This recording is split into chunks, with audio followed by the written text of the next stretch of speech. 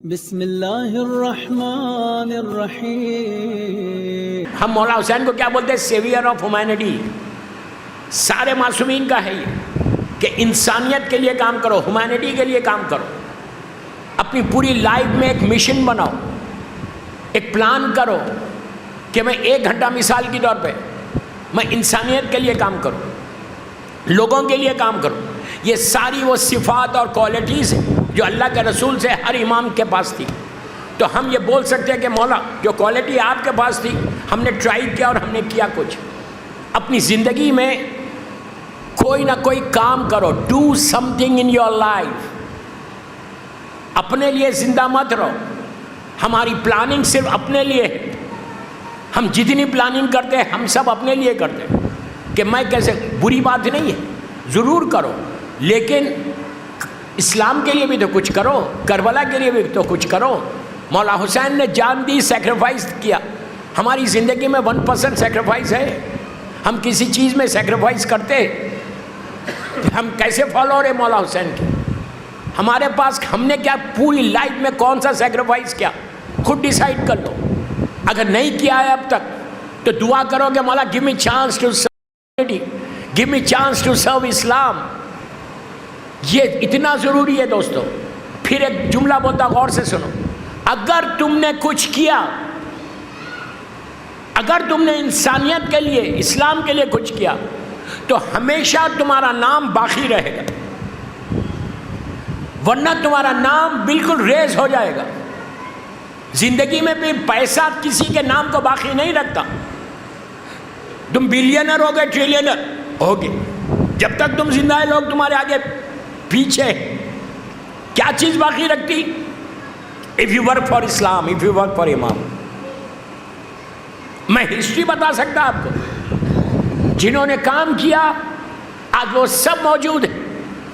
آپ مولا کے روضے میں جائیے، مولا کے گھر جائیے کوفے میں، امام علی کے گھر سے جب باہر نکلتے، اندر ہی کمپاؤنڈ وال کے اندر وزٹ کر کے جب باہر آتے تو زائر رائٹ سائڈ پہ جاتا، رائٹ سائڈ پہ تھوڑی سی وال ہے، وہاں پہ چھوٹی وال، وہاں پہ جاتے، وہاں جا کے نیچے دیکھتے، نیچے کیا ہے؟ کھنڈرات ہے، کھنڈرات ہے، کچھ بھی نہیں ہے، کھنڈر ہے۔ زائر پوچھتا گائیڈ کو کہ یہ کیا ہے؟ تو کہا جاتا یہ ابن زیاد کا محل تھا، یہ ابن زیاد کا محل تھا۔ کون ابن زیاد؟ جس نے آئرن راڈ کی طرح کوفے میں حکومت کی ہے۔ And you know very well کہ کتنا بڑا ظالم تھا یہ۔ آل زیادن پہ زیارت عاشورہ میں قیامت تک لعنت ہے۔ ابن زیاد کا کھنڈر ہے، آج کھنڈر ہو گیا، ختم ہو گیا ابن زیاد۔ دولت، پیسہ، طاقت، قوت، لشکر سب ختم ہو گیا۔ اس کے برعکس اسی مولا کے گھر کے ذرا سا ایک آدھا کلومیٹر کے اوپر ایک مزار بنا ہوا ہے۔ یہ کس کا مزار ہے؟ یہ میثم تمار کا ہے، جس کو ابن زیاد نے ہاتھ اور پیر کاٹ کے، پھانسی دے کے، لاش کو 3 دن تک نیچے ڈال دیا تھا۔ اس وقت لکھنے والے یہ لکھ رہے تھے، رائٹ نیریٹرز پورے، کہ میثم ختم ہو گیا، میثم کا نام ختم ہو جائے گا، لیکن آج کس کا نام باقی ہے؟ تو اللہ کے رسول نے کیا کیا؟ اس لیڈی کے پاس جا کے کہا میں ہیلپ کروں گا۔ اس نے کہا اوکے، تم پیسے نہیں لو گے تو چلو بہت اچھی بات ہے، تھینک یو ویری مچ۔ سرکار نے پورا سامان لیا، اس کے گھر پہ پہنچا دیا۔ واقعہ مشہور ہے لیکن پیغام میں ہے اس لیے وہ یہ پڑھ رہا، پہنچا دیا، پہنچا کے ایسا رکھ دیا اس کے ڈور کے اوپر، رکھ کے سرکار پلٹے۔ اس نے کہا تھینک یو، شکریہ آپ کا۔ سرکار نے کچھ نہیں کہا۔ فیو سٹیپس اللہ کا رسول آگے بڑھا، اس نے پکارا وہ اولڈ لیڈی نے کہ اے جوان 1 منٹ ٹھہر جا۔ سرکار پلٹے، 1 منٹ ٹھہر جا، پلٹے۔ اس نے کہا سنو، میں تمہارا بہت شکر گزار ہوں، تم نے میری بہت بڑی مدد کی اس موسم میں۔ میرے پاس پیسے تو نہیں ہیں میں کہ تمہاری ہیلپ کروں، لیکن میں تم سے بہت بڑی ہوں۔ You know what she said? کہ میں نے دنیا زیادہ دیکھی ہے، تم جوان ہو، میں نے دنیا تم سے زیادہ دیکھی ہے، کیا میں تم کو کوئی ایڈوائز کروں؟ دوستو آپ خود انصاف سے بولو، اگر کوئی تم کو بولے کہ میں کوئی ایڈوائز کروں تو ہم سنتے ہیں؟ بولتے ہو آر یو، تم مجھے کیا ایڈوائز کرو گے؟ ہمارا یہ ایٹیٹیوڈ ہے، ہم اپنے آپ کو اتنے اسمارٹ سمجھے، کوئی چھوٹا اگر تم کو ایڈوائز کرے تو ہم سنتے؟ کوئی مولوی بولتا ہے تو سنتے؟ میں مولوی نہیں ہوں اس لیے بول رہا ہوں، ہم سنتے ہیں بات، ہم بولیں گے ہم کو ایڈوائز کرے، ہم تو اتنے بڑے، اور پیسہ آ جائے تو پھر تو سننا ہی نہیں ہے۔ اللہ کا رسول سے بڑا کون تھا؟ اخلاق دیکھو، اخلاق، رسول نے اخلاق کے ذریعے اسلام کو پھیلایا، صرف آپ کی زبان تھی جو پھیل رہا تھا اسلام۔ اس نے کہا کہ کیا میں کچھ ایڈوائز کروں؟ اللہ کا رسول ایسا کھڑا ہو گیا، سردار انبیاء ہے، معمولی پرسنالٹی نہیں، جہاں ٹھہر جائے وہ سب سے بڑی برکت کی جگہ۔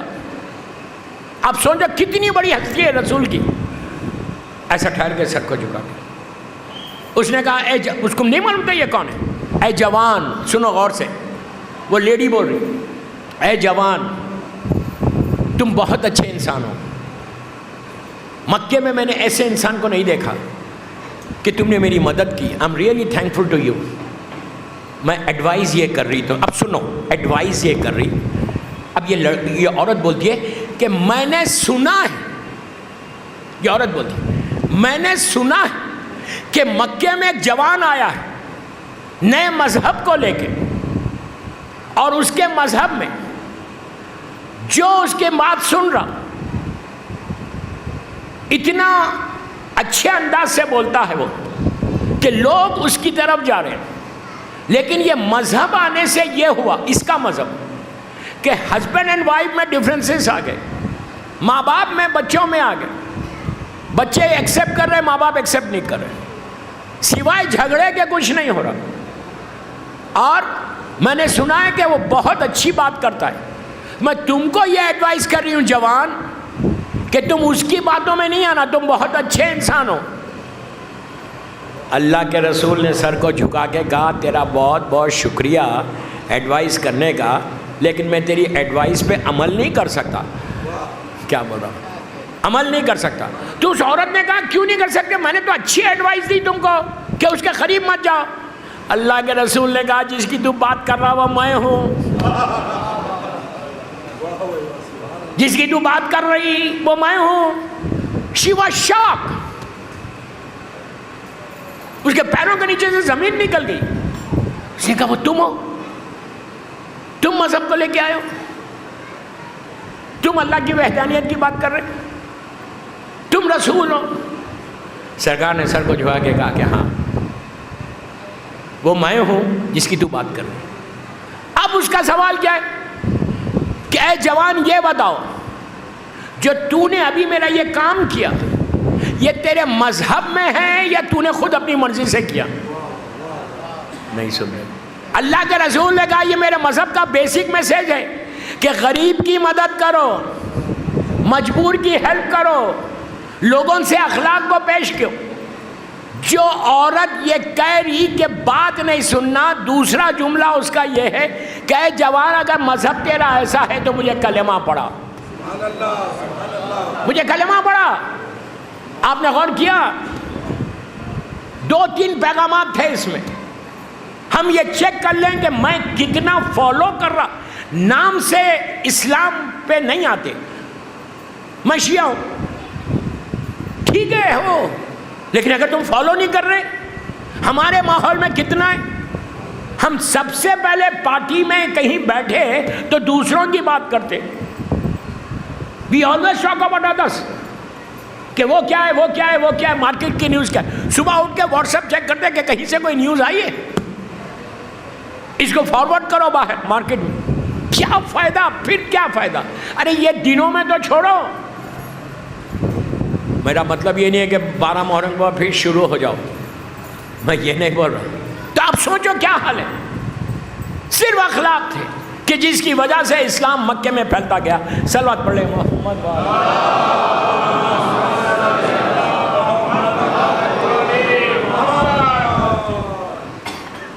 یہ پیریڈ گزرا، جب اسلام مکے میں 10 ایئرز کا ہو گیا، جناب جعفر طیار کو افریقہ بھیجا گیا تھا، افریقہ بھیج دیے تھے۔ کیوں بھیجے تھے افریقہ؟ پہلی ہجرت ہے، 70 مسلمانوں کے ساتھ وہ وہاں چلے گئے۔ اس کے بعد کا جو پیریڈ آیا، مکے میں 11 ایئرز کے قریب ہو گیا یا 10 ایئرز تھی۔ ابو ذر الغفاری نے اسلام کو قبول کیا۔ آپ کو پتہ ہے ابو ذر کون ہے؟ ابو ذر مکے کا شیعہ ہے، مکے میں اس نے اسلام قبول کیا، اور سلمان نے مدینے میں کیا۔ بہت ہی انٹرسٹنگ واقعہ ہے ابو ذر کا۔ ابو ذر کا نام ابو ذر نہیں ہے، یہ تو اسلام میں مسلمان ہونے کے بعد ان کا نام تھا جندم پہلے کا۔ اور ابو ذر جو ہے، کبھی ابو ذر نے کسی غیر خدا کے سامنے سر نہیں جھکایا، جبکہ ان کے والد، ان کے ماموں، یہ لوگ سب جو ہے ان کے باپ مر گئے تھے، ماں کے ساتھ رہتے تھے، ایک بیٹا تھا، اور یہ رہتے کہاں تھے؟ مکہ اور مدینے کے درمیان ایک گاؤں تھا، وہاں کے رہنے والے۔ اور ان کے بارے میں یہ ہے کہ ان کی ولادت کے بعد جب ہوش سنبھالے، اس وقت سے ان کے خاندان والے منات، جو بت تھا منات، لات منات، یہ سارے بڑے بڑے بت ہیں نا، عزا، تو منات کے ماننے والے تھے۔ ان کی پوری فیملی، ان کی پوری ٹرائب منات کے ماننے والی تھی، اور ابو ذر نے کبھی بھی اس منات کے سامنے سر نہیں جھکایا۔ یاد رکھو، اگر سر جھکاتے تو 9 درجے کے ایمان پہ نہیں پہنچتے۔ ابو ذر کے لیے رسول کی کیا حدیث ہے کہ زمین نے بوجھ نہیں اٹھایا اور آسمان نے سایہ نہیں کیا۔ ابو ذر سے زیادہ سچا یہ کون بول رہا؟ جو خود صادق رسول ہے۔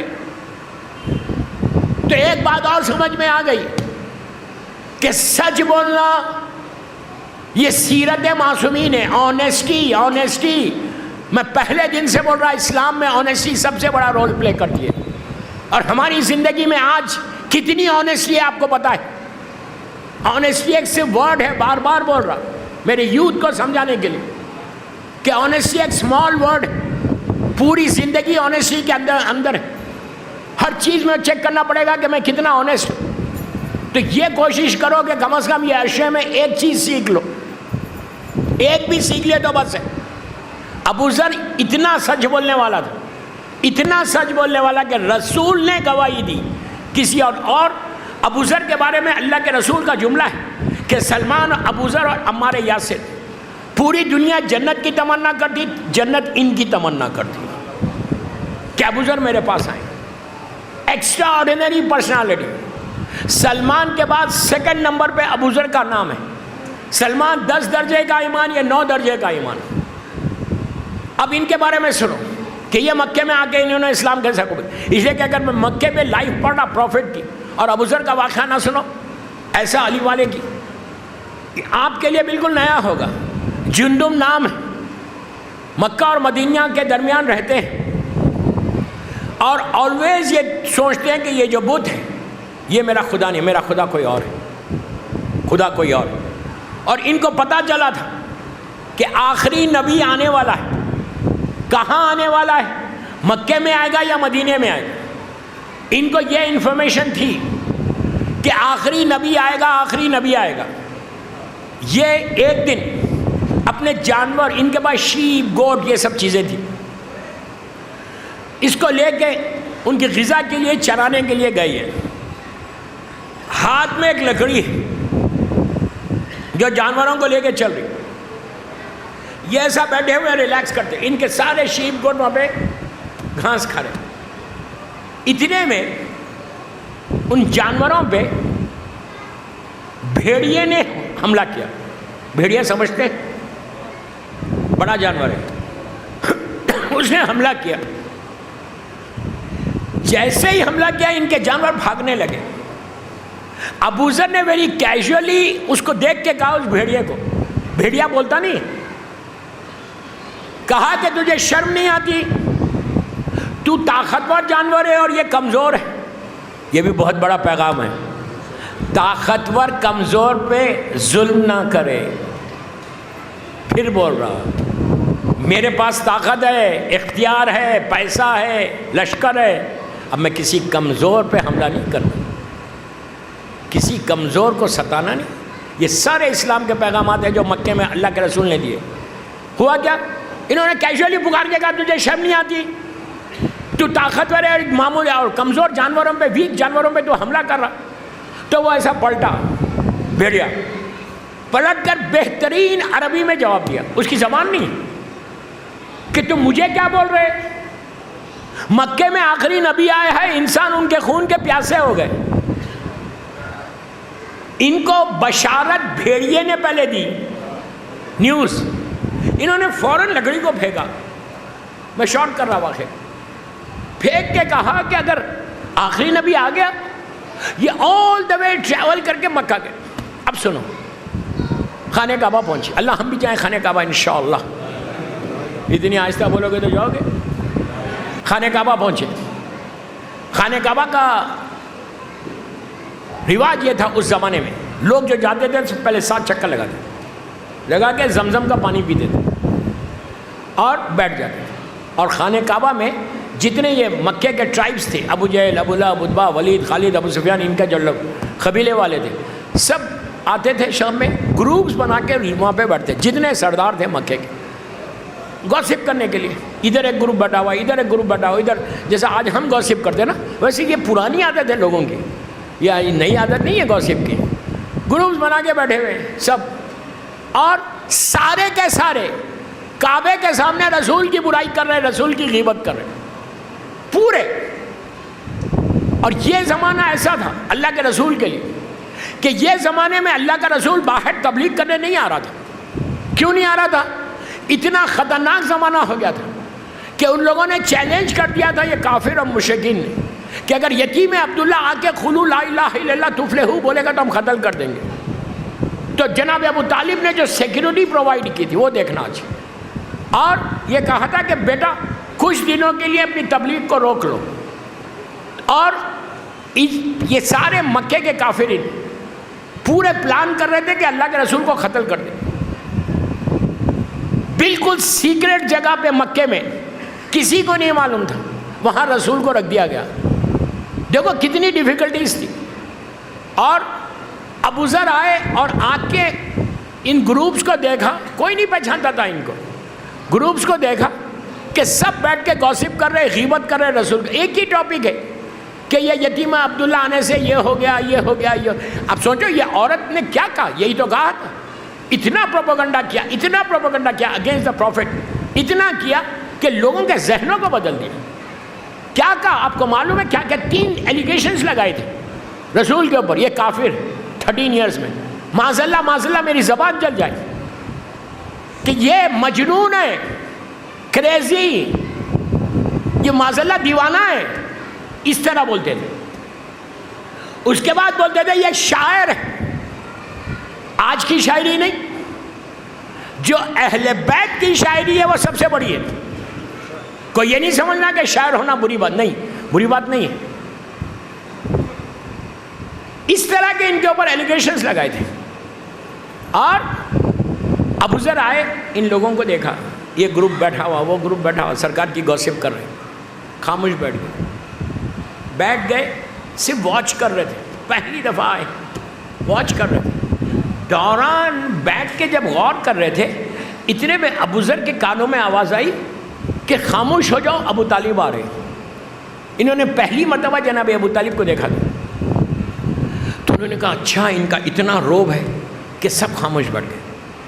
اس نے ابو ذر کہتے ہیں کہ میں نے دیکھا کہ جناب ابو طالب واک کرتے ہوئے آئے اپنے گھر سے، ہیوج پرسنالٹی، کیسا نہیں ہوں گے، علی کے بابا ہے، زبردست پرسنالٹی ماشاءاللہ۔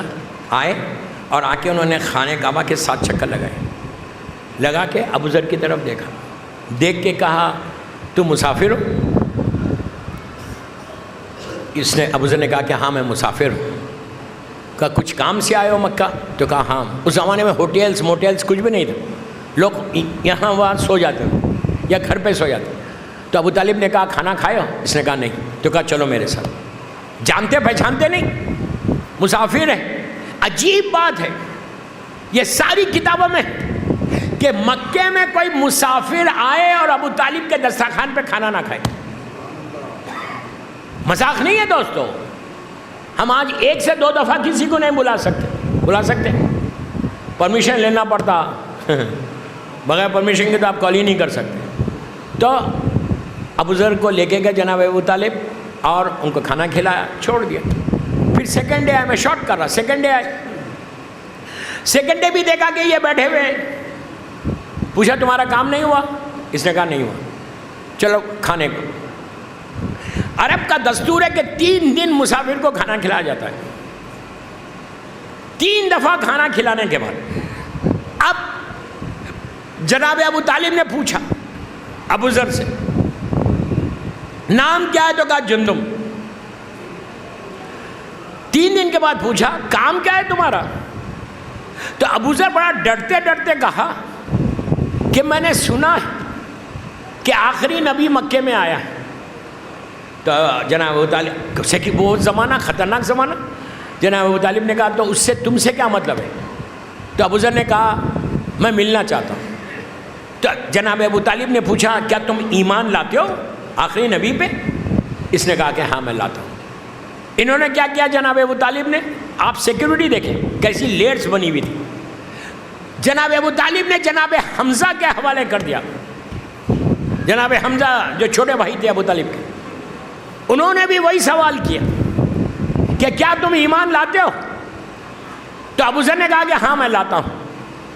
انہوں نے کیا کیا؟ لے کے جا کے جناب جعفر طیار ابن ابو طالب کے حوالے کیا, جو مولا کے بڑے بھائی تھے, جس کی نماز جعفر طیار ہم پڑھتے.